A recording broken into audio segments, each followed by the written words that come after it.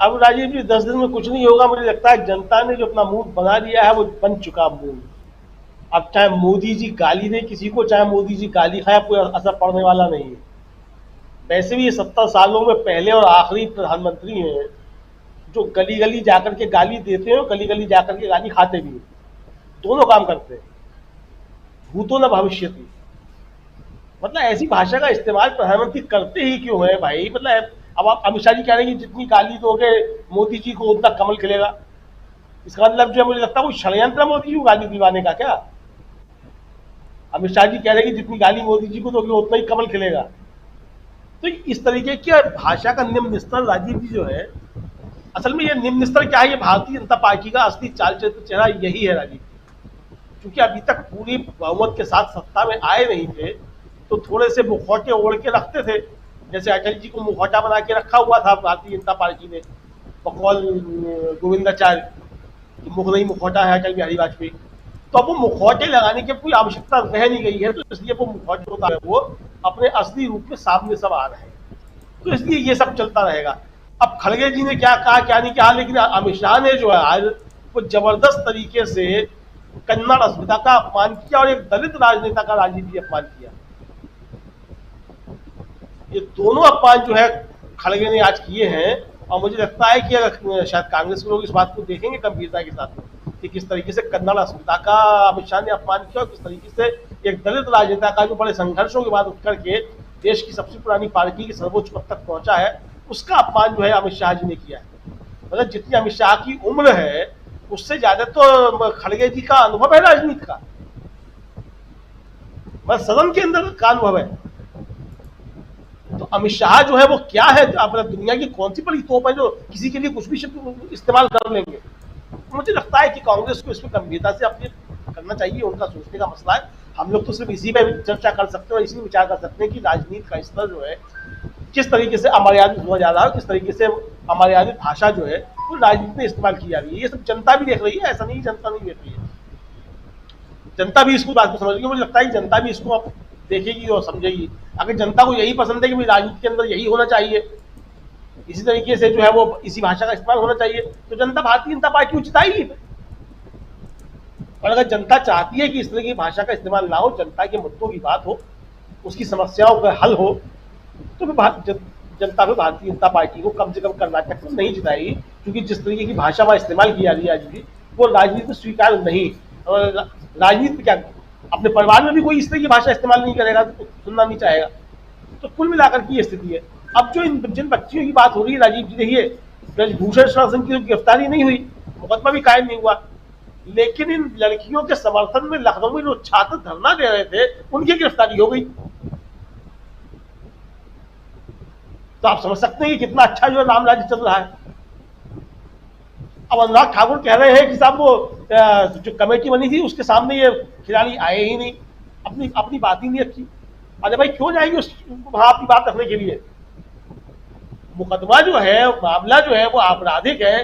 कोई कमेटी के सामने चयन का मुकदमा थोड़ी कमेटी के सामने जाएंगे जी। सवाल दिल्ली पुलिस से है कि उसने अभी तक एफआईआर दर्ज क्यों नहीं की। और दिल्ली पुलिस ने अगर एफआईआर दर्ज नहीं की है तो फिर इसका आखिर किसका दबाव था? अब ये भी बात होनी चाहिए कि किसके दबाव में ब्रजभूषण शरण सिंह के ऊपर भी एफआईआर दर्ज नहीं हुई। बताया यह जाता है कि ब्रजभूषण शरण सिंह जो है एक समय में मोदी जी से भी बड़े नेता थे भारतीय जनता पार्टी के। और जब अडवाणी जी की रथ यात्रा निकली थी तो पूरे पूर्वांचल में वही जो थे वो अडवाणी जी का रथ हाँकते थे, ब्रजभूषण शरण सिंह। ये बताया जाता है, पता नहीं क्या है, पुराने लोग जानते होंगे, लेकिन चर्चा रहती है कि वो समय जो थे वो सारथी जो थे हुआ करते थे अडवाणी जी की रथ यात्रा के पूरे पूर्वांचल में। मोदी जी से बड़े नेता थे उस समय। तब हो सकता है कि इसलिए वो ब्रजभूषण शरण के ऊपर जो इतनी वो किया रही हो। लेकिन मैं भारतीय जनता पार्टी की एक मामले में राज्य की तारीफ करूंगा, वो ये है कि भारतीय जनता पार्टी अपने लोगों के साथ खुल के खड़ी रहती है, चाहे वो कुछ भी कुकर्म करके आ जाए। वो बिल्कुल नहीं डरती है कि जनता क्या सोचेगी, इसका परिणाम क्या निकलेगा, मुद्दा सही है या गलत है नहीं है, लेकिन वो अपने लोगों के साथ खड़ी रहती है। आप देखिए कि अगर मणिशंकर अय्यर ने कुछ कह दिया तो कांग्रेस ने निकाल के उनको बाहर कर दिया। यहां वो संदीप सिंह मंत्री बना हुआ कई साल से वहां हरियाणा में, चिन्मयानंद के ऊपर जो मुकदमा वापस ले लिया था उत्तर प्रदेश में, सेंगर के साथ किस तरह से जो है भारतीय जनता पार्टी खुल के खड़ी रहती है, ब्रजभूषण शरण के साथ खुल के खड़ी हुई है। और तो और छोड़िए, मतलब ये जो लड़कियां बैठी हैं धरने पे, इनमें से अधिकांश तो जो है भारतीय जनता पार्टी की समर्थक है, और इनका चरित्र हनन जो है वो सोशल मीडिया पे किया जा रहा है। तो यानी ब्रजभूषण शरण सिंह के समर्थन में भी आईटी सेल जो उतर गया है। अजय तो अब मिश्र ये टेनी जो है का नाम आप बोल रहे हैं? नहीं, हाँ, चीनी साहब भी खुल के खड़े हुए, चीनी साहब भी खुल के खड़े हुए, और तमदारी साहब खड़े हुए।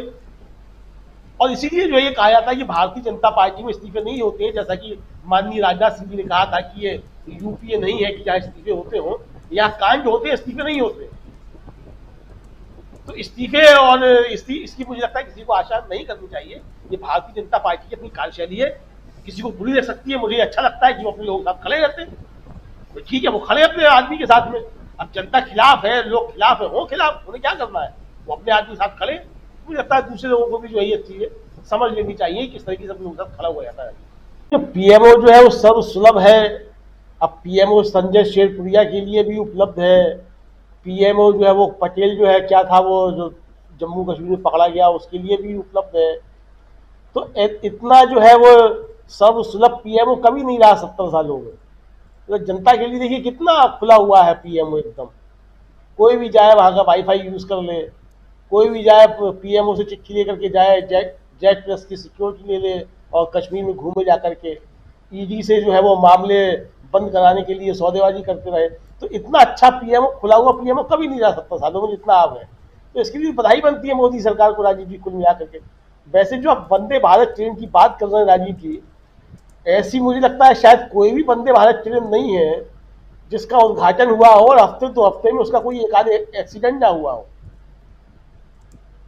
आप देखिए, आपको रोज कोई ना कोई खबर पढ़ने को मिल जाएगी कि वंदे भारत का कल ही उद्घाटन हुआ था, आज भैंस से टकरा गई, कि आज वंदे भारत पे किसी ने पत्थर फेंक दिया, कि वंदे भारत का जो आगे का मडगार्ड गिर गया। ये खबरें जो है आपको रोज पढ़ने को मिल जाएंगी। आप अब तक उठा करके देख लीजिए कि जब से पहली वंदे भारत शुरू हुई और अब तक जितनी है खबरें उठाकर देखिए, मुझे लगता है इस पर पूरी रिपोर्ट तैयार करनी चाहिए। हम लोग भी तैयार करेंगे कि अब तक जो है वंदे भारत ट्रेन जो है वो कितनी जो है वो एक्सीडेंट का शिकार हुई है। तो अब ये राजीव जी पता नहीं ये क्या है, ये किसके कर्मों का फल है। जैसा हमारे प्रधानमंत्री ने कहा था कि जब वो दाम गिरे थे डीजल पेट्रोल के, कि उनकी वजह से जो है, उनके भाग्य की वजह से गिरे हैं। तो ये किसकी वजह से वंदे भारत ट्रेन के जो हो रहे हैं, ये सब तो कहा नहीं जा सकता, क्योंकि हम लोग सब उसमें विश्वास नहीं करते हैं। अंधविश्वास जो है जिस तरीके के, उसमें नहीं करते हैं। लेकिन ये चिंता का विषय तो होना चाहिए कि इतनी जो है वो वंदे भारत ट्रेन जो है वो उनके एक्सीडेंट क्यों हो रहे हैं।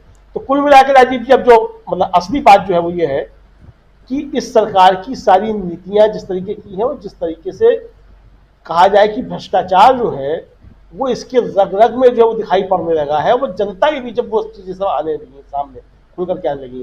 पहले तो उससे बातें होती थी, लोग समझते थे विपक्ष आरोप लगा रहा है, क्योंकि विपक्ष का काम है मोदी जी पे आरोप लगाना, मोदी जी बहुत अच्छे आदमी है इसलिए उनके ऊपर आरोप लगाया जा रहा है। विपक्ष लगाता रहता होगा आरोप, ठीक है भाई, विपक्ष का काम है तो आरोप लगाना। लेकिन अब जनता जब त्रस्त हो रही है और इस तरीके की चीजें सामने आ रही है, तब जनता को मुझे लगता है भरोसा होने लगा है कि यहाँ तो भ्रष्टाचार जो है वो उसकी गंगोत्री यहीं से निकलती है, ऐसा लगता है। अब ये देखना होगा। अभी मैं सोशल मीडिया पे देख रहा था, किसी ने कोई खबर की कटिंग लगाई हुई थी, पता नहीं कुछ सच है गलत, मैं उसका जिम्मेदारी नहीं ले सकता, क्योंकि सोशल मीडिया पर मैंने देखी कि जो दुनिया की 4 सबसे भ्रष्ट पार्टियां हैं उनमें भारतीय जनता पार्टी जो है वो शामिल है उसमें। यह है उस खबर में ये दिखाया गया। आप पता नहीं ये सच है या गलत, मैं नहीं कह सकता, मतलब वो सीएनएन के हवाले से कोई खबर बताई गई है। तो अब वो अगर सोशल मीडिया में वायरल हो रहा है तो इसकी भी फैक्ट चेकर्स जो उनको करना चाहिए, ये फैक्ट चेक ठीक है कि नहीं है, लेकिन फैक्ट चेक करना चाहिए। लेकिन ये मतलब वायरल हो रहा है, अगर ऐसा हो रहा है वायरल और लोग उसको शेयर कर रहे हैं राजीव जी, तो कहीं ना कहीं जो है जनता के बीच में कोई ना कोई मसला तो है। तो इसलिए भारतीय जनता पार्टी को ये चिंता करने की विषय है, हम लोग चिंता का विषय नहीं है। जिस तरीके से हम लोग कहते हैं कांग्रेस को अपना चिंता करने का विषय है, उसी तरीके से भारतीय जनता पार्टी को अपना चिंता करना है, क्योंकि राजनीति उन्हें करनी है, सत्ता में उन्हें ही आना है, सत्ता में उन्हें ही रहना है। हम लोगों को जो है बैठ के विश्लेषण करना है, ये होंगे तब भी विश्लेषण करेंगे और वो होंगे तब भी विश्लेषण करेंगे राजनीति। जी बिल्कुल बिल्कुल सही। अब दुनिया की सबसे बड़ी पार्टी है तो भ्रष्टाचार भी सबसे ज़्यादा होना ही चाहिए।